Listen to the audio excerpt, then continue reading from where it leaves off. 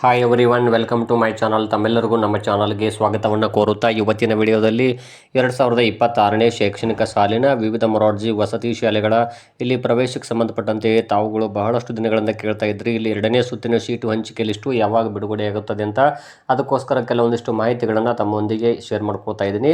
ಹಾಗಾದರೆ ಇನ್ನು ತಾವುಗಳು ನಮ್ಮ ಚಾನಲನ್ನು ಫಸ್ಟ್ ಟೈಮ್ ನೋಡ್ತಾ ಇದ್ದರೆ ತಾವುಗಳು ನಮ್ಮ ಚಾನಲ್ ಸಬ್ಸ್ಕ್ರೈಬ್ ಆಗಿ ನಮಗೆ ಶೈಕ್ಷಣಿಕ ವಿಡಿಯೋಗಳನ್ನು ಮಾಡಲಿಕ್ಕೆ ಇನ್ಸ್ಪಿರೇಷನ್ ನೀಡುತ್ತೆ ಅಂತ ತಿಳಿಸುತ್ತಾ, ಇಲ್ಲಿ ನಾನು ಕೂಡ ಬಹಳ ದಿನಗಳಿಂದ ಅಂದ್ಕೊಂಡಿದ್ದೆ ಇಲ್ಲಿ ಕರ್ನಾಟಕ ಪರೀಕ್ಷಾ ಪ್ರಾಧಿಕಾರದವರು ಇಲ್ಲಿ ಸೆಕೆಂಡ್ ಲಿಸ್ಟ್ ಬಿಡುಗಡೆ ಮಾಡಲಿಕ್ಕೆ ಯಾಕೆ ಡಿಲೇ ಮಾಡ್ತಿದ್ದಾರೆ ಅಂತ ನಾನು ಕೂಡ ಅಂದ್ಕೊಂಡಿದ್ದೆ.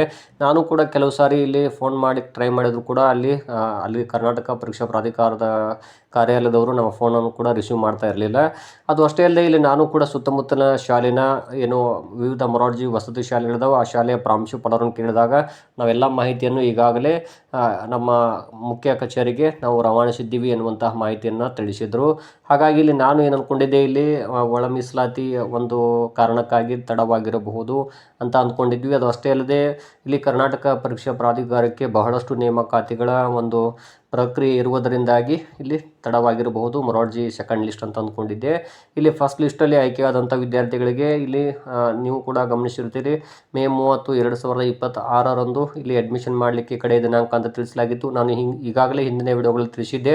ಏನು ಅಂದರೆ ಇಲ್ಲಿ ಏಕಲವ್ಯ ಮಾದರಿ ವಸತಿ ಶಾಲೆಗಳ ಲಿಸ್ಟ್ ಬಿಟ್ಟ ಮೇಲೆ ಇಲ್ಲಿ ಸೆಕೆಂಡ್ ಲಿಸ್ಟ್ ಮೊರಾರ್ಜಿದು ಬಿಡ್ತಾರೆ ಅಂತ ಅಂದ್ಕೊಂಡಿದ್ವಿ. ಆದರೆ ಇಲ್ಲಿ ಸುತ್ತಮುತ್ತಲಿನ ಶಾಲೆನ ಪ್ರಾಂಶುಪಾಲರುಗಳು ತಿಳಿಸಿರುವ ಹಾಗೆ ಸೆಕೆಂಡ್ ಲಿಸ್ಟ್ಗೆ ಸಂಬಂಧಪಟ್ಟಂತೆ ನಮ್ಮ ಕಡೆಯಿಂದ ಯಾವುದೇ ಸಮಸ್ಯೆ ಇಲ್ಲ. ನಾವು ಈಗಾಗಲೇ ಎಷ್ಟು ಸೀಟುಗಳು ಖಾಲಿ ಇದ್ದವು ಅದೇ ರೀತಿಯಾಗಿ ಒಟ್ಟು ಎಷ್ಟು ಸೀಟುಗಳು ಅಡ್ಮಿಷನ್ ಮಾಡ್ಕೊಂಡಿದ್ದೀವಿ ಅನ್ನೋ ಮಾಹಿತಿಯನ್ನು ನಾವು ಈಗಾಗಲೇ ನಮ್ಮ ಮುಖ್ಯ ಕಚೇರಿಗೆ ಕಳಿಸಿಕೊಟ್ಟಿದ್ದೀವಿ ಅನ್ನುವಂಥ ಮಾಹಿತಿಯನ್ನು ಅವರು ತಿಳಿಸಿದರು.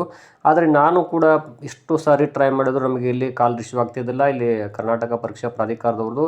ಇವತ್ತು ನಾನು ಸಂಪೂರ್ಣವಾಗಿ ಒಂದು 4ರಿಂದ 5 ಸಾರಿ ಪ್ರಯತ್ನಿಸಿದಾಗ ಅಲ್ಲಿ ಕರ್ನಾಟಕ ಪರೀಕ್ಷಾ ಪ್ರಾಧಿಕಾರದವರು ನಮ್ಮ ಫೋನನ್ನು ರಿಸೀವ್ ಮಾಡಿದರು. ಅಷ್ಟೇ ಅಲ್ಲದೆ ನಾನು ಕೇಳಿದ ಕೆಲವೊಂದಿಷ್ಟು ಸಮಸ್ಯೆಗಳಾಗಿರ್ಬೋದು ಅಥವಾ ಒಂದಿಷ್ಟು ಗೊಂದಲಗಳೇನಿದ್ದು ಅವುಗಳಿಗೆ ಕೆಲವೊಂದಿಷ್ಟು ಆನ್ಸರ್ ಸಿಕ್ತು ಅಂತಲೇ ಹೇಳ್ಬೋದು. ಮೊದಲನೇದಾಗಿ ಇಲ್ಲಿ ಸೆಕೆಂಡ್ ಲಿಸ್ಟು ಯಾಕೆ ಡಿಲೇ ಆಗ್ತಾ ಇದೆ ಅಂತ ಮಾಹಿತಿಯನ್ನು ಕೇಳಿದಾಗ ಅವರು ತಿಳಿಸಿರುವಂಥದ್ದು ಏನಂದರೆ, ನಮ್ಮ ಕಡೆಯಿಂದ ಯಾವುದೇ ಸಮಸ್ಯೆ ಇಲ್ಲ, ನಾವು ಈಗಾಗಲೇ ನಮ್ಮ ಕಡೆ ಸಿದ್ಧತೆ ಇದೆ ಅಂತಲೇ ಹೇಳಿದರು. ಅಷ್ಟೇ ಅಲ್ಲದೆ ನಮಗೆ ಇಲ್ಲಿ ಕರ್ನಾಟಕ ವಸತಿ ಶಿಕ್ಷಣ ಸಂಸ್ಥೆಗಳ ಸಂಘದ ಕಡೆಯಿಂದ ಸೆಕೆಂಡ್ ಲಿಸ್ಟ್ಗೆ ಸಂಬಂಧಪಟ್ಟಂತೆ ಒಟ್ಟು ಎಷ್ಟು ಸೀಟುಗಳು ಖಾಲಿ ಉಳಿದಿದ್ದಾವು, ಎಷ್ಟು ವಿದ್ಯಾರ್ಥಿಗಳು ಅಡ್ಮಿಷನ್ ಮಾಡಿದ್ದಾರೆ ಎನ್ನುವ ಮಾಹಿತಿ ಇನ್ನೂ ಬಂದಿಲ್ಲ ಅಂತ ತಿಳಿಸಿದರು. ಆದ್ದರಿಂದಲೇ ಇಲ್ಲಿ ನಮ್ಮ ಕಡೆಯಿಂದ ಸೆಕೆಂಡ್ ಲಿಸ್ಟ್ ಇನ್ನೂ ರಿಲೀಸ್ ಆಗಿಲ್ಲ ಅಂತ ಮಾಹಿತಿಯನ್ನು ತಿಳಿಸಿದ್ದಾರೆ. ಅಂದರೆ ಇಲ್ಲಿ ಎಲ್ಲ ವಸತಿ ಶಾಲೆಯವರು ಇಲ್ಲಿ ಅವರ ಏನು ಪ್ರಧಾನ ಕಚೇರಿ ಇರ್ತದೆ ಕರ್ನಾಟಕ ವಸತಿ ಶಿಕ್ಷಣ ಸಂಸ್ಥೆಗಳ ಸಂಘ, ಕರ್ನಾಟಕ ಸರ್ಕಾರ, ಅವರ ಕಡೆಯಿಂದ ಇಲ್ಲಿ ಕರ್ನಾಟಕ ಪರೀಕ್ಷಾ ಪ್ರಾಧಿಕಾರಕ್ಕೆ ಇಲ್ಲಿ ಎಕ್ಸಾಮನ್ನು ನಡೆಸಿ ಆಯ್ಕೆ ಮಾಡಿಕೊಡಿ ಈ ಲಿಸ್ಟನ್ನು ಅಂತೇಳಿ ಅವ್ರು ಕೊಟ್ಟಿರ್ತಾರೆ. ಈಗ ಮೊದಲ ಲಿಸ್ಟನ್ನು ಅವ್ರು ಕಳಿಸಿದ್ರು, ಅಂದರೆ ಎಕ್ಸಾಮಿನೇಷನ್ ಅಥಾರಿಟಿ ಅವರು ಫಸ್ಟ್ ಲಿಸ್ಟನ್ನು ಕಳಿಸಿದಾಗ ಆ ಲಿಸ್ಟ್ ಆಧಾರ ಮೇಲೆ ಇಲ್ಲಿ ಆಯಾ ವಸತಿ ಶಾಲೆಯವರು ಅಡ್ಮಿಷನ್ ಮಾಡ್ಕೋತಾರೆ ಫಸ್ಟ್ ಲಿಸ್ಟ್ಗೆ. ಅಲ್ಲಿ ಮೊದಲನೇದಾಗಿ ಕೆಲವೊಂದಿಷ್ಟು ಸೀಟುಗಳು ಖಾಲಿ ಉಳಿದಿದ್ದವು. ಅದರೊಂದಿಗೆ ಸೆಕೆಂಡ್ ಲಿಸ್ಟ್ಗೆ ಸಂಬಂಧಪಟ್ಟಂತೆ ಇಲ್ಲಿ ಕೆಲವೊಂದು ವಿದ್ಯಾರ್ಥಿಗಳು ಫಸ್ಟ್ ಲಿಸ್ಟಲ್ಲಿ ಆಯ್ಕೆಯಾದಂಥ ವಿದ್ಯಾರ್ಥಿಗಳು ಅಡ್ಮಿಷನ್ ಮಾಡಿಲ್ಲ. ಆ ಲಿಸ್ಟ್ನಲ್ಲಿರುವಂಥ ವಿದ್ಯಾರ್ಥಿಗಳ ಮತ್ತು ಮೊದಲೇ ಏನು ಫಸ್ಟ್ ಲಿಸ್ಟಲ್ಲಿನ ಖಾಲಿ ಸೀಟುಗಳಿದ್ದವಲ್ಲ ಅವು ಎರಡನ್ನೂ ಸೇರಿಸಿ ಇಲ್ಲಿ ಸೆಕೆಂಡ್ ಲಿಸ್ಟು ಬಿಡುಗಡೆ ಆಗಬೇಕಾಗಿದೆ. ಆದರೆ ಇಲ್ಲಿ ಎಲ್ಲರೂ ಕೂಡ ನಾವು ಅಂದ್ಕೊಂಡಿದ್ದು ಏನು ಅಂದರೆ, ಇಲ್ಲಿ ಕರ್ನಾಟಕ ಪರೀಕ್ಷಾ ಪ್ರಾಧಿಕಾರದವರೇ ಡಿಲೇ ಮಾಡಿದ್ದಾರೆ ಅಂತ ನಾವು ಅಂದ್ಕೊಂಡಿದ್ವಿ. ಬಟ್ ಅದು ಹಾಗಿಲ್ಲ. ಇಲ್ಲಿ ಏನು ಅಂದರೆ ಕರ್ನಾಟಕ ವಸತಿ ಶಿಕ್ಷಣ ಸಂಸ್ಥೆಗಳ ಸಂಘ ಕ್ರೈಸ್ ಇವರು ಇಲ್ಲಿ ಸೆಕೆಂಡ್ ಲಿಸ್ಟ್ಗೆ ಸಂಬಂಧಪಟ್ಟಂತೆ ಲಿಸ್ಟನ್ನು ಕೊಡಿ ಅಂತ ಇವ್ರು ಕೇಳಬೇಕಾಗುತ್ತೆ ಕರ್ನಾಟಕ ಎಕ್ಸಾಮಿನೇಷನ್ ಅಥಾರಿಟಿ ಅವರಿಗೆ. ಮತ್ತು ಎಷ್ಟು ಸೀಟುಗಳು ಲಭ್ಯ ಇದಾವೆ ಅನ್ನೋ ಮಾಹಿತಿ ಎಕ್ಸಾಮಿನೇಷನ್ ಅಥಾರಿಟಿ ಅವ್ರ ಹತ್ರ ಇರೋದಿಲ್ಲ. ಅದು ಇರುವುದು ಯಾರಂದರೆ ಇಲ್ಲಿ ವಸತಿ ಶಿಕ್ಷಣ ಸಂಸ್ಥೆಗಳ ಸಂಘದ ಕಚೇರಿಯವ್ರ ಕಡೆ ಇರುತ್ತೆ. ಯಾಕಂದರೆ ಇಲ್ಲಿ ಎಲ್ಲ ವಸತಿ ಶಾಲೆಯವರು ತಮ್ಮ ಕಚೇರಿಗೆ ಎಲ್ಲ ಮಾಹಿತಿಯನ್ನು ರವಾನಿಸ್ತಾರೆ. ಎಷ್ಟು ಸೀಟುಗಳು ಅಡ್ಮಿಷನ್ ಆಗಿದಾವೆ, ಎಷ್ಟು ಸೀಟುಗಳು ಖಾಲಿ ಉಳಿದಿದ್ದಾವೆ ಅಂತ ಎಲ್ಲ ಮಾಹಿತಿಯನ್ನು ರವಾನಿಸಿದ ನಂತರ ಅಲ್ಲಿ ಕರ್ನಾಟಕ ಎಕ್ಸಾಮಿನೇಷನ್ ಅಥಾರಿಟಿಯವರು ಮತ್ತೆ ಸೆಕೆಂಡ್ ಲಿಸ್ಟನ್ನು ಸೀಟ್ ಮ್ಯಾಟ್ರಿಕ್ಸನ್ನು ಸಿದ್ಧಪಡಿಸ್ತೀವಿ ಅಂತ ತಿಳಿಸಿದರು.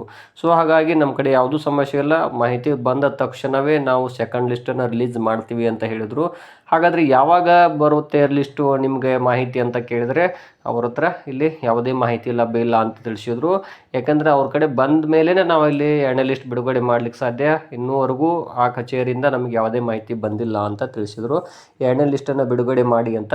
ಮತ್ತು ನಾನು ಇನ್ನೊಂದು ಪ್ರಶ್ನೆಯನ್ನು ಕೇಳಿದೆ, ಏನು ಅಂದರೆ ಸೆಕೆಂಡ್ ಲಿಸ್ಟ್ಗೆ ಬಿಡುಗಡೆಗೆ ಸಂಬಂಧಪಟ್ಟಂತೆ ತಾವುಗಳೇನು ಫಸ್ಟ್ ಲಿಸ್ಟನ್ನು ಬಿಟ್ಟಿದ್ರಿ, ಕೇವಲ 50 ಸೀಟಿಗೆ 37, 36 ಮಾತ್ರ ಬಿಟ್ಟಿದ್ರಿ, ಏನು ಕಾರಣ ಅಂತ ಕೇಳಿದಾಗ ಅವರು ತಿಳಿಸಿರುವಂಥದ್ದು ಏನು ಅಂದರೆ, ಇಲ್ಲಿ ಕೆಲವೊಂದಿಷ್ಟು ಸೀಟುಗಳನ್ನು ವಿಶೇಷ ವರ್ಗದ ವಿದ್ಯಾರ್ಥಿಗಳಿಗೆ ಎಕ್ಸಾಮ್ ಇಲ್ಲದೆ ಡೈರೆಕ್ಟ್ ಅಡ್ಮಿಷನ್ ಮಾಡ್ಕೊಳ್ಳಿಕ್ಕೆ ಇಲ್ಲಿ ಅವಕಾಶ ಇರುವ ಕಾರಣಕ್ಕಾಗಿ ಅದನ್ನು ಅವರ ಪ್ರಧಾನ ಕಚೇರಿ ಏನಿದೆಯಲ್ಲ, ನಾನು ಆಗಲೇ ಹೇಳಿದಾಗೆ ಕ್ರೈಸ್ ಅವರು ಇಲ್ಲಿ ಮತ್ತೆ ಅವರು ಇಲಾಖೆಯಿಂದ ಅರ್ಜಿಯನ್ನು ಕರೀತಾರೆ. ಹಾಗಾಗಿ ಕೆಲವೊಂದಿಷ್ಟು ಸೀಟುಗಳನ್ನು ಇಲ್ಲಿ ಮೀಸಲು ಇಡಲಾಗಿದೆ ಎನ್ನುವ ಮಾಹಿತಿಯನ್ನು ತಿಳಿಸಿದ್ದಾರೆ.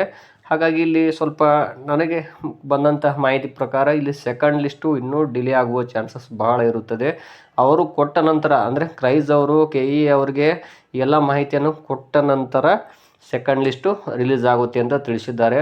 ಸೊ ನಾನು ಕೂಡ ಕೇಳಿದ್ದೇನು ಅಂದರೆ, ಹಾಗಾದರೆ ಇಲ್ಲಿ ವಿದ್ಯಾರ್ಥಿಗಳಿಗೆ ಅಡ್ಮಿಷನ್ ಮಾಡಲಿಕ್ಕೆ ಶೈಕ್ಷಣಿಕವಾಗಿ ಅವರಿಗೆ ತುಂಬ ಸಮಸ್ಯೆಗಳು ಎದುರಾಗುತ್ತವೆ, ಬೇರೆ ಶಾಲೆಗಳಿಗೂ ಅಡ್ಮಿಷನ್ ಮಾಡಲಿಕ್ಕೆ ಆಗೋದಿಲ್ಲ ಅಂತ ಕೇಳಿದಾಗ, ಸೊ ನಮ್ಮ ಕಡೆಯಿಂದ ಏನೂ ಸಮಸ್ಯೆ ಇಲ್ಲ, ಅವ್ರು ಬಂದ ಕೂಡಲೇ ನಾವು ಅಡ್ಮಿಷನ್ ಮಾಡಲಿಕ್ಕೆ ಸಂಬಂಧಪಟ್ಟಂತೆ ಸೆಕೆಂಡ್ ಲಿಸ್ಟನ್ನು ತಕ್ಷಣವೇ ರಿಲೀಸ್ ಮಾಡ್ತೀವಿ ಅಂತ ತಿಳಿಸಿದ್ದಾರೆ.